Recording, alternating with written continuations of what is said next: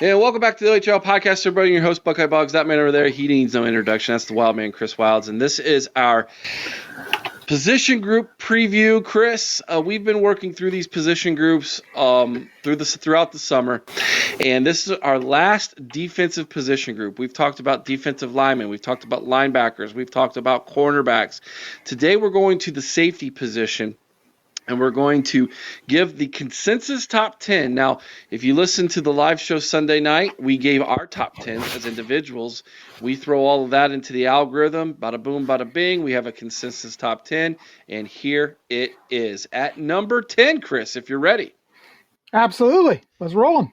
Let's go to Ann Arbor. Makari Page, number 10, 41 tackles, 2 pass deflections last year. He will be a senior this season in 2023. Chris, you had him unranked. JR had him 8th. I had him 10th. I think you guys are giving this guy way too much credit. I do think that he's a serviceable safety. But the only safety they had that was actually worthy of making a top 10 list was Rod Moore. And, he's obviously injured. He's going to be out for the majority of, if not all the season.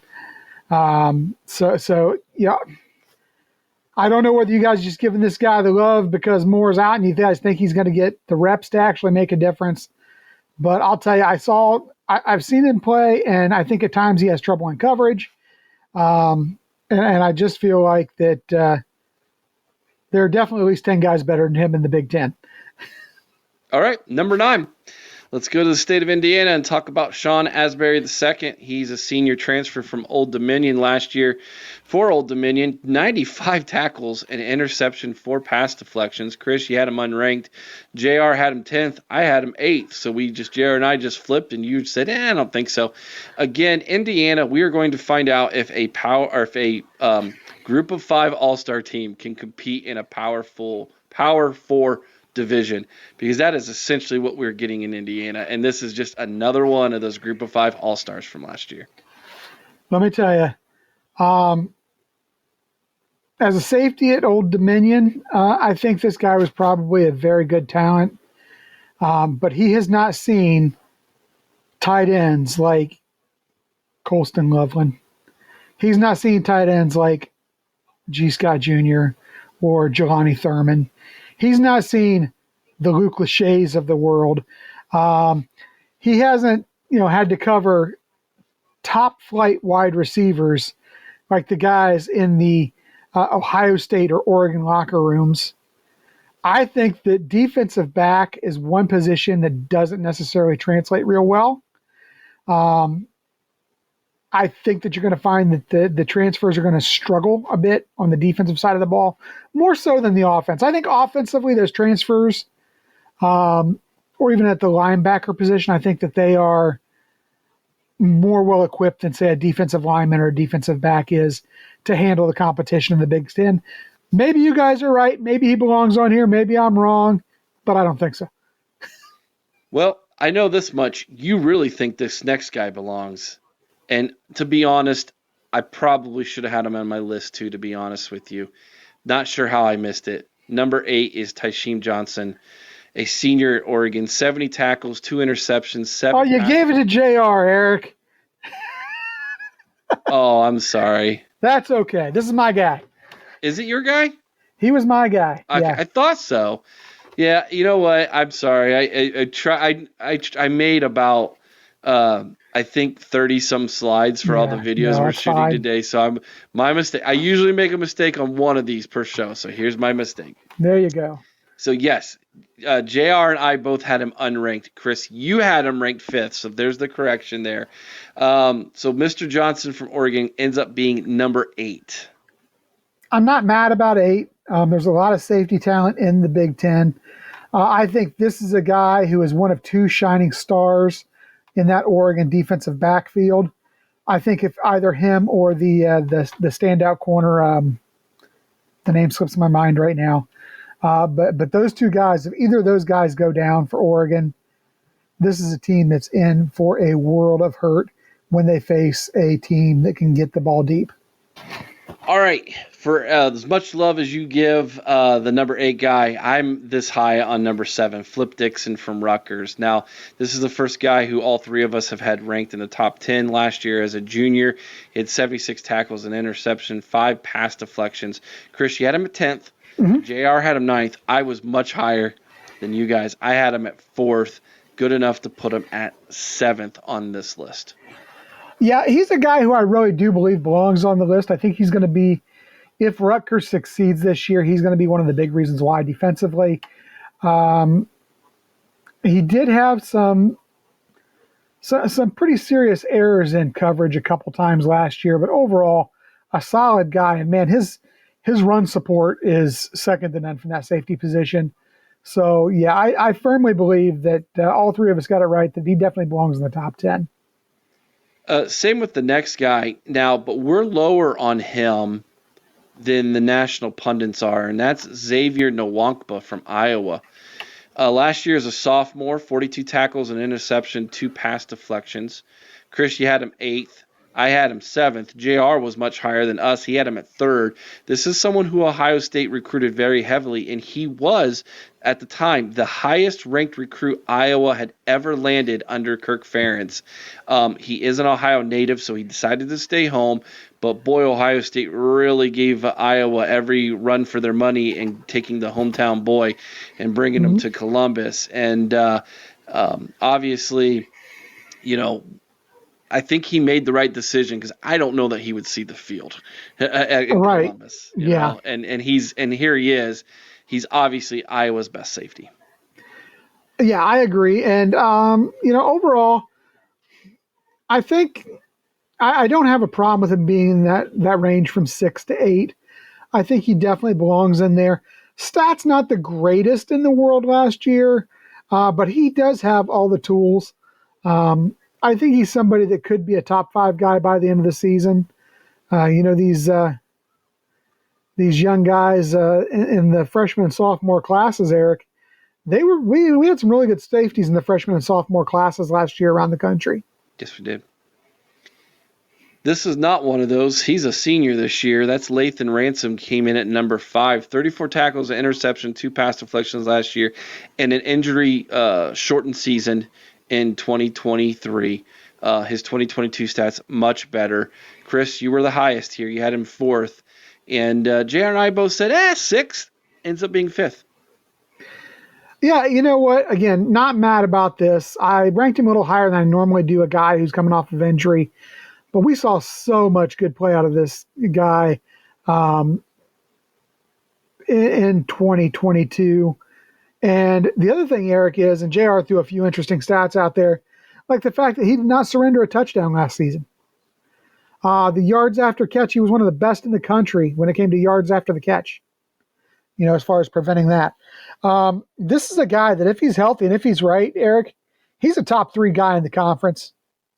But I think it remains to be seen if he's 100% back. Separating Lathan Ransom and Kevin Winston Jr., who comes in 4th for Penn State, was just 1 point. It was so close. Razor thin margin between 4 and 5 here. And, of course, Kevin Winston Jr. gets the nod. 60 tackles, an interception, 5 pass deflections last year for the Nittany Lions.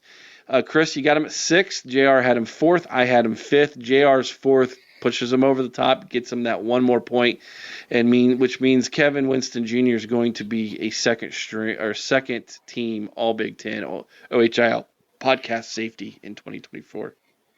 Yeah, and you know what? I don't have a huge problem with that. I think that Winston, very versatile guy. He could play both safety positions. And he did both positions pretty much equally well. Good in coverage, good in run support. He's a guy that deserves to be in that top 5 conversation. So, yeah, I have no issue with him being in at 4. Number 3, let's go to Wisconsin and talk about Hunter Wohler. The juniors got, in 2023 last year, 120 tackles, 2 interceptions, 6 pass deflections. Chris, you and I both said 3rd. JR said 5th. He ends up being 3rd. And he should be, Eric. I mean, this guy probably is. Statistically, he's one of the best. I mean, you look at 120 tackles, Eric.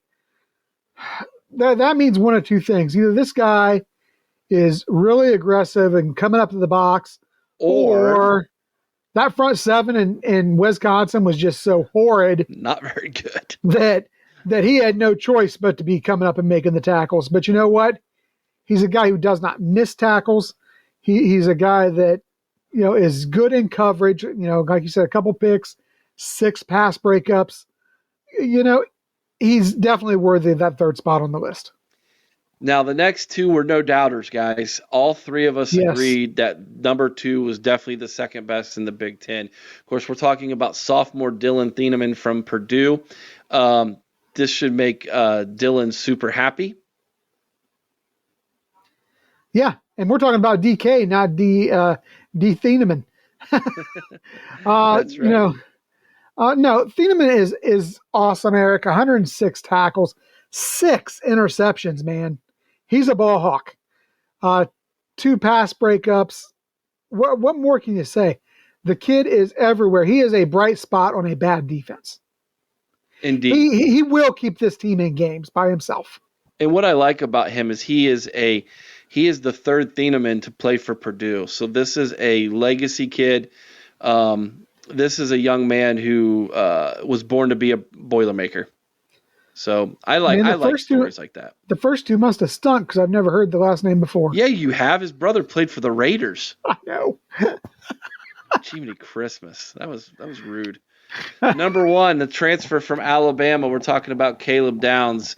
Last year as a true freshman, he led Alabama in tackles with 107, had 3 interceptions, 3 pass deflections back there on the Crimson Tide, and he decided once old Satan decided to retire, he was going to come up north and be a Buckeye.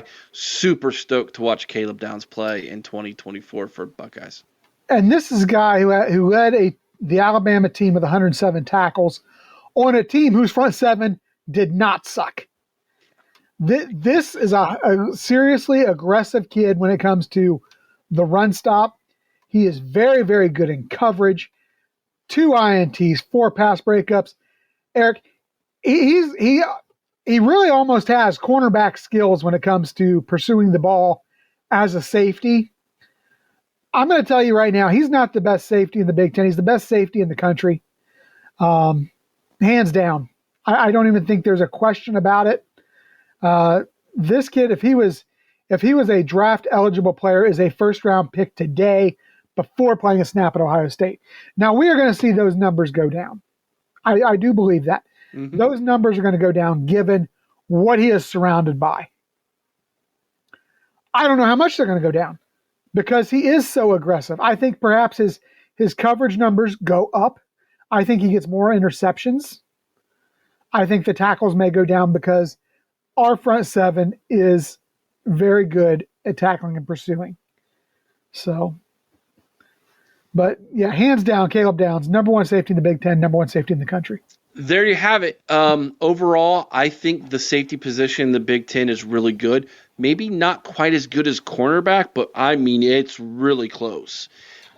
Defensive back play in the Big Ten this year is going to be very solid. Now you know why Honda McCord took off for Syracuse, man, because this is a tough conference with defensive backs. You're absolutely right. I mean, you look just at Ohio State, and the guys in our 2 deep in the defensive backfield could be starting, and some of the guys in the 3 deep could be starting for Division I teams in this country now. Oh, yeah. Right now. And it's not just isolated to Ohio State. Nebraska is not getting a lot of love. They got a very good defensive backfield. 2 good corners, a great safety. Indiana, if these kids work out, they're going to have a decent defensive backfield. I question a little bit, but Oregon, if they stay healthy, has a chance to have an okay defensive backfield.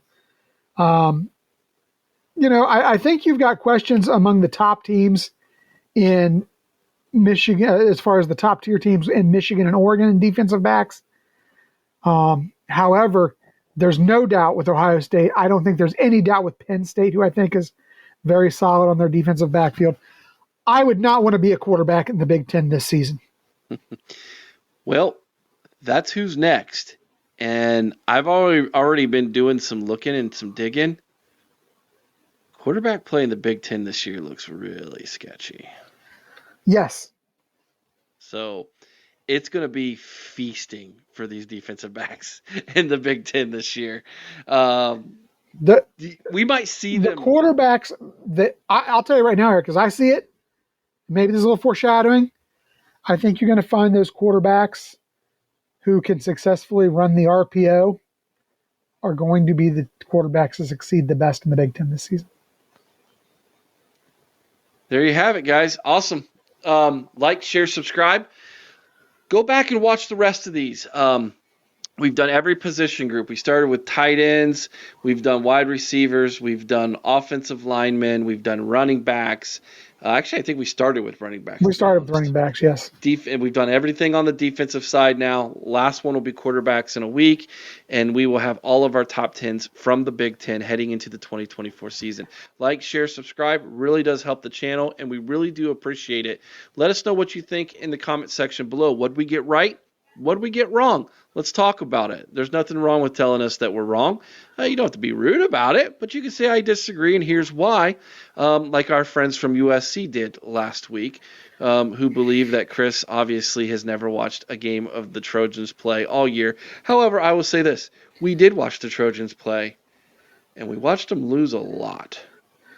Let me just say, Eric, in response to those Trojan fans, let's call it what it is. They had Reggie Bush, and before that, nothing since O.J. Simpson. Woo. So I don't know about that. They were better than that, buddy. You're not giving them enough credit. We will be back with quarterbacks in a week. Check out the rest of our videos here on the OHIO podcast. Go check out our website, theohiopodcast.com. Our Ohio State preview magazine will be coming around just around the corner. It's coming very soon. You will want to be on the lookout for that as well as you prepare for the 2024 season with us here on the OHIO podcast. Till next time, OH. IO. Go Bucks.